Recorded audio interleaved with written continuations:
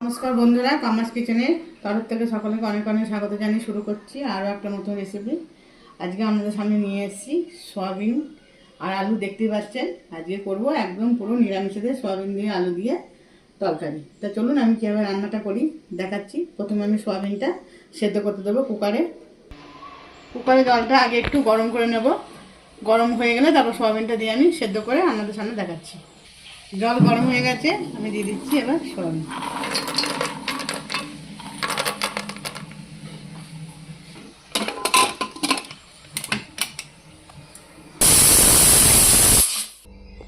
চলুন সয়াবিনটা সেদ্ধ হতে হতে আমি আবার মশলাটা বেটে নিই।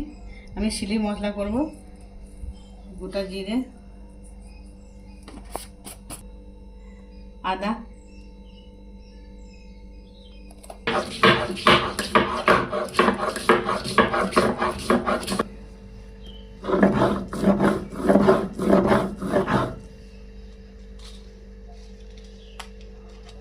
দিয়ে দিচ্ছি শুকনো লঙ্কা, কাঁচা লঙ্কা। চলুন এটা বেটে নিই।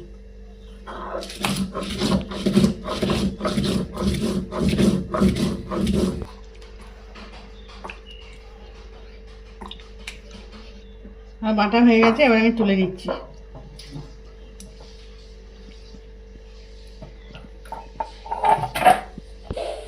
সয়াবিনটা সেদ্ধ হয়ে গেছে, এবার আমি খুলে নিই। সুন্দর সেদ্ধ হয়ে গেছে, ঢেলে নিচ্ছি। এবার আমি ভালো করে ধুয়ে নেব।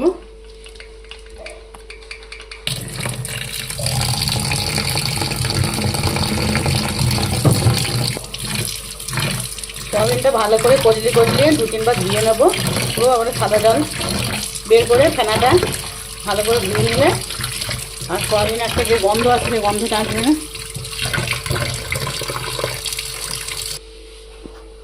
এবার আমি আলুটা একটা সিটি দিয়ে নেব।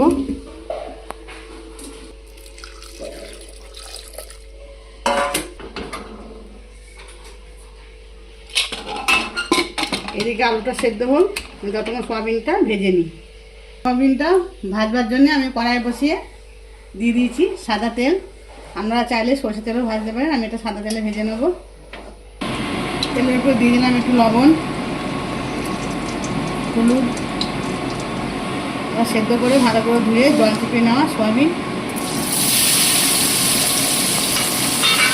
একটু ভাজতে আমি ভেজে নেব।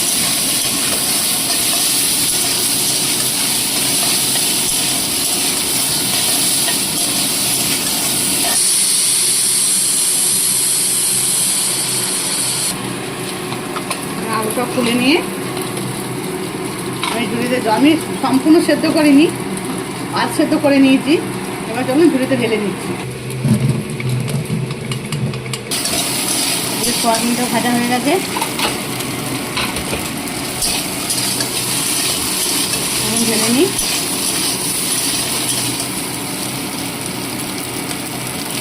সয়াবিনটা একটু ভেজে নেবেন, দেখুন তরকারি আলাদাই টেস্ট হবে।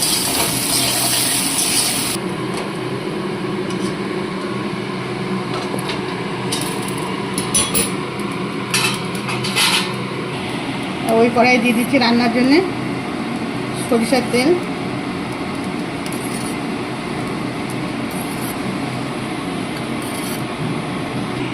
ফোড়নে দিয়ে দিচ্ছি গোটা জিরে, তেজপাতা, দিয়ে দিচ্ছি কেটে রাখা টমেটো। টমেটোটা দিয়ে নাও লবণ।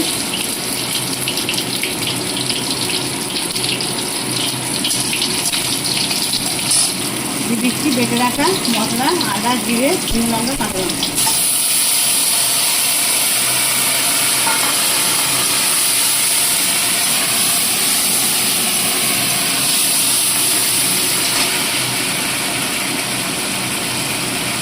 দিয়ে দিচ্ছি হলুদ,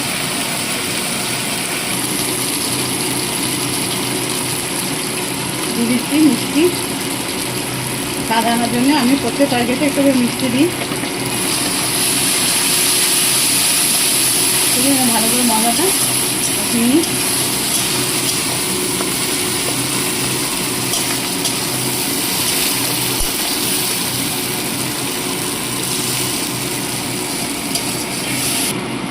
দিয়ে দিচ্ছি একটু গরম মশলা।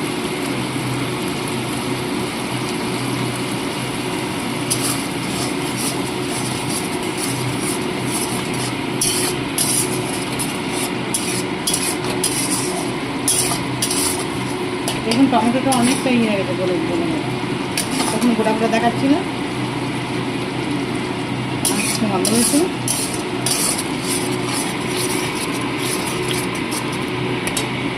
মশলাটা আমার তেল ছেড়ে দিয়েছে, কষানো হয়ে গেছে। এবার আমি দিয়ে দেবো আলু আর সয়াবিন।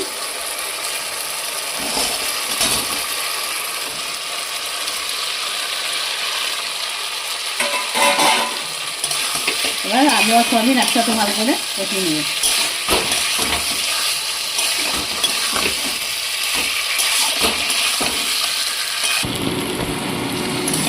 ভালো করে কষিয়ে নিয়েছি, কষানো হয়ে গেছে। এবার আমি জল দিয়ে দেবো। দারুণ গন্ধ।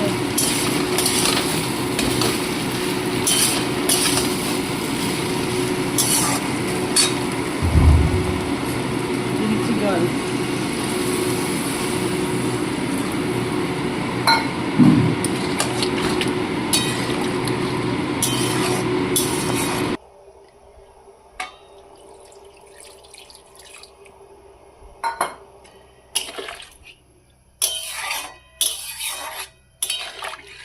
একটু ঝোল ঝোল করবো বলে একটু জল দিলাম।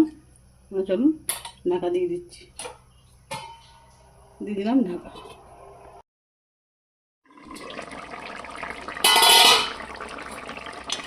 হয়ে গেছে ঝোল ঝোল সয়াবিন তরকারি।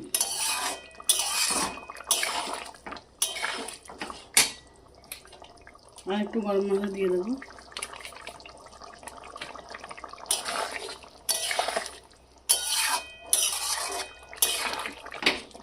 এই ঝোলটা আমি রাখবো। দিয়ে দিচ্ছি নামাবার আগে একটু ঘি।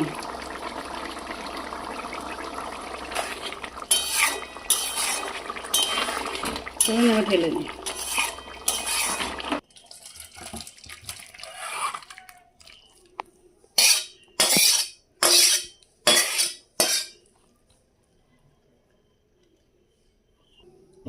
তাহলে দেখলেন আমি কী করে নিরামিষ সয়াবিন আলু ঝোল বানালাম। এইভাবে বানিয়ে খেয়ে দেখবেন, আশা করি ভালো লাগবে। ভালো লাগলে কমেন্ট করতে ভুলবেন না। চ্যানেলটিকে সাবস্ক্রাইব করে আমার পাশে থাকুন।